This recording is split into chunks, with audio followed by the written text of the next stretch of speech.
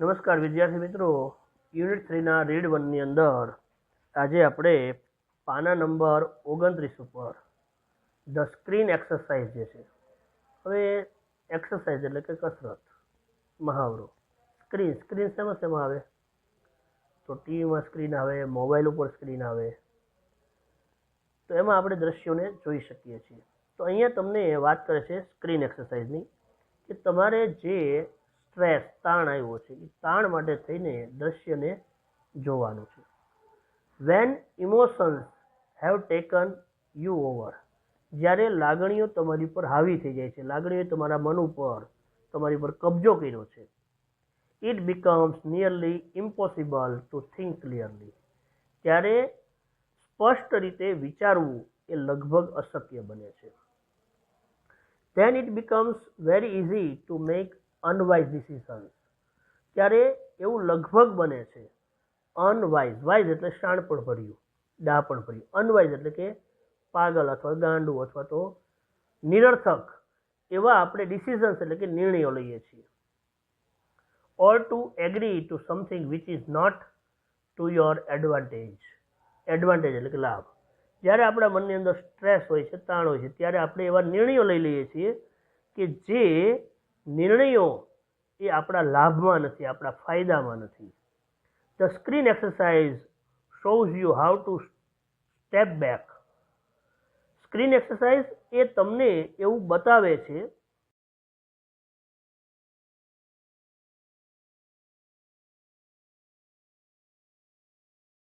પાછા ફરવું. And emotionally detach yourself from the current situation.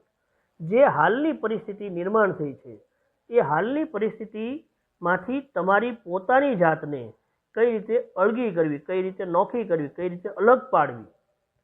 So that you can see more clearly what is going on, કે જેથી કરીને તમે સ્પષ્ટ રીતે જોઈ શકો કે જે કાંઈ પણ બની રહ્યું છે. ઉતાવળા સો બાવરા, ધીરા સો ગંભીર. જે માણસો ઉતાવળે નિર્ણય લઈ લે પછી પાછળથી પસ્તાય. તો સ્ક્રીન એક્સરસાઇઝની અંદર તમારે જે કાંઈ ઘટના બની ગઈ અથવા તો બનશે એનું એક અવલોકન કરવાનું છે, એને જોવાની છે. Taking an outsiders point of view, outsiders point of view. હવે ધારો કે ફિલ્મની અંદર એક દ્રશ્ય છે, કોઈ એક વ્યક્તિ આવે છે અને છરો મારી દે છે અને ભાગી જાય છે. હવે તમે અહીંયા હાજર ઊભા છો અને એ છરો તમારા હાથમાં પકડાઈ દે છે, તો તમે શું કરશો? હવે તમે તો માર્યો નથી, પોલીસ પકડવાની તમને, તમારા હાથમાં છરો છે, તો શું કરશો? તો અહીંયા ધારો કે આવું બીજાની સાથે બન્યું હોય તો એ પરિસ્થિતિમાં તમે શું કરો?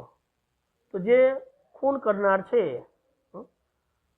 તમે જોયો છે, છતાંય તમે એવું કરશો કે એ જ્યારે છરો તમને પકડાવવા આવે છે તમે કહેશો ભાઈ મારે શું લેવા પકડવો જોઈએ, તારે એનું જે કરવું એ કર. તમે અહીંયાથી ચાલતી પકડશો. તો આઉટસાઇડર પોઈન્ટ,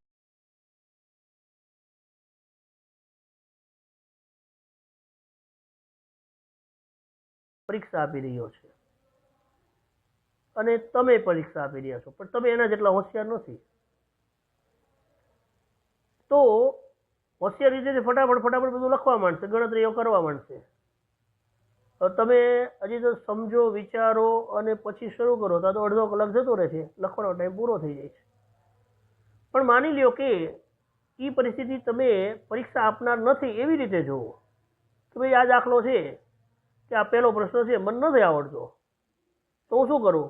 એ વિભાગ છોડીને બી વિભાગને જોઉં. તો બીમાં મને આવડે છે, ચાલો હું પહેલાં બી વિભાગને શરૂ કરી દઉં. પછી સી વિભાગ જોવું, તો સીમાં મને 10 વસ્તુ આવડે છે, 10 લખી નાખું, બરાબર છે. તો અહીંયા બીજાની દ્રષ્ટિથી જોતા શીખો કે આ પરિસ્થિતિ હોય તો હું શું કરી શકું. And imagine another person in your situation, અને એવી કલ્પના કરો કે તમારી પરિસ્થિતિમાં તમારી જગ્યાએ કોઈ બીજો વ્યક્તિ હોય. Will put a new perspective on your stress problem, કે જે સમસ્યા તમારા મન ઉપર આવે છે એવી સમસ્યા એના મન ઉપર આવતી હોય એના મગજની અંદર આ વિચારો જે છે એ દેખાતા હોય એવી રીતે એને તમે જોવો. So you can evaluate more calmly what needs to be done. તો એ વખતે તમે ખૂબ ધીરજપૂર્વક કામ એટલે શાંતિથી ધીરજપૂર્વક તમે એનું મૂલ્યાંકન કરી શકશો કે what needs to be done, હવે શું કરવું જરૂરી છે, શું કરવું જોઈએ. પહેલો મુદ્દો છે વિથ યોર આઈઝ ક્લોઝડ, તમારી આંખો બંધ કરી દો. થિંક અબાઉટ ધ સિચ્યુએશન, પરિસ્થિતિ અંગે વિચાર કરો. That is currently causing your stress, કે જે હાલના તબક્કે તમારા સ્ટ્રેસ એટલે કે તમને તાણ ચિંતા ઉપજાવે છે.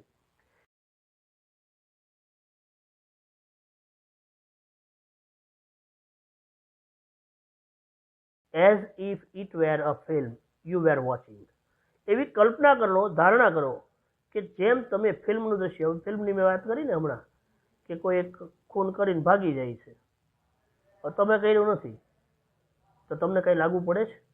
આપણે કેમ 3 કલાકમાં એ 100 રૂપિયાની ટિકિટમાં મસ્ત મજાનું પિક્ચર જોઈ અને આનંદ માણીને પાછા આવતા રહીએ છીએ, ખંખેરીને ઊભા થઈ જઈએ છીએ, બરાબર ને? તો એવી જ રીતે કોઈ પણ પરિસ્થિતિ આવી છે જ્યાં આપણી જવાબદારી નથી, અથવા તો કદાચ માની લો કે જવાબદારી છે તો પણ જેવું પડશે એવું દેવાશે, જે પરિસ્થિતિ આવશે એને હું હેન્ડલ કરી લઈશ, ટેકલ કરી લઈશ, એવું માનીને એને ફિલ્મના દ્રશ્યની જેમ જોવો કે જાણે તમે ફિલ્મ જોઈ રહ્યા છો. Include only what has really happened. હવે આ પરિસ્થિતિમાં જ્યારે તમે આંખો બંધ કરીને એક દ્રશ્ય જોવો છો તો એમાં જે વસ્તુ ખરેખર બની છે એને જ ઉમેરો, એને જ સામેલ કરો. બીજી વધારાની હા એ પોલીસ આવશે તો હું શું કરીશ, લોકો આવીને મને પકડી લેશે ને એમ કહેશે કે આના હાથમાં છરવો છે, ખંજર છે, આણે જ ખૂન કર્યું છે.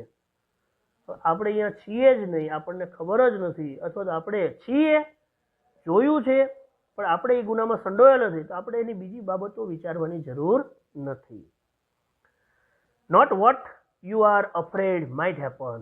એ બાબતોને સામેલ ન કરો કદાચ કે જેના બનવાનું છે, માઇટ હેપન, કદાચ એ બનશે, એનાથી બીને ગભરાઈને બીજી વસ્તુને ન ઉમેરો. ત્રીજો મુદ્દો છે replace yourself in the film with someone else of the same gender. તમારી સમાન જાતિની કોઈ એક વ્યક્તિ છે, જેમ ફિલ્મની અંદર કોઈ હીરોની સાથે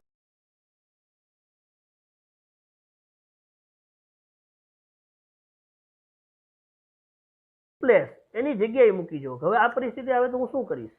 તો આવી રીતે તમારે જુદા જુદા મુદ્દાઓનો અભ્યાસ કરવાનો છે. હવે ચોથો મુદ્દો, watch the film as an outside observer. હવે આ ફિલ્મને એક બહારના દર્શક તરીકે, ઓબ્ઝર્વર, જોનાર તરીકે, મૂલ્યાંકનકાર તરીકે એને તમે જોવો. How do you feel about what is going on in the film. ફિલ્મની અંદર જે દ્રશ્ય બને છે એ દ્રશ્યમાં જે બની રહ્યું છે એના વિશે તમને કેવું લાગે છે? આપણને ખબર છે કે નિર્દોષ માણસને મારી નાખ્યો, ખૂન કર્યું, પણ તમે શું એને છોડાવવા જાઓ છો? તમે ગુંડાનો પક્ષ લ્યો છો? તમે નિર્દોષ માણસ માટે ત્યાં તમને અનુકંપા હોય તમે કંઈ કરી શકો છો? નહીં. 3 કલાકની ફિલ્મ જોઈને આપણે પાછા આવી જઈએ છીએ. તો એવી જ રીતે એક બહારના વ્યક્તિ તરીકે ફિલ્મ જો. What advice would you give the person who is replacing you on the screen.